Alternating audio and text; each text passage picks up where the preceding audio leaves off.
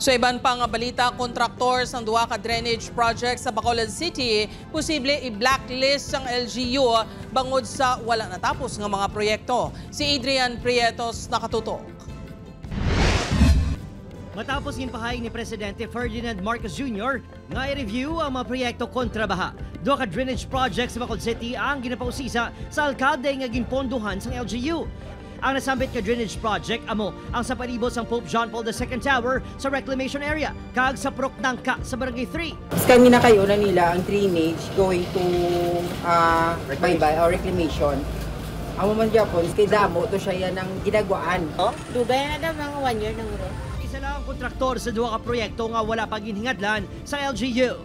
If indeed there are projects na wala nag-comply, then the city will terminate projects. No? May bangod nag-lapse na sa schedule. Yan ang syudad. No? And probably blacklist contractors or companies. Nagtukod na ang LGU sang Contract Termination Review Committee nga magatutok sa procurement process kag estado sa mga proyekto.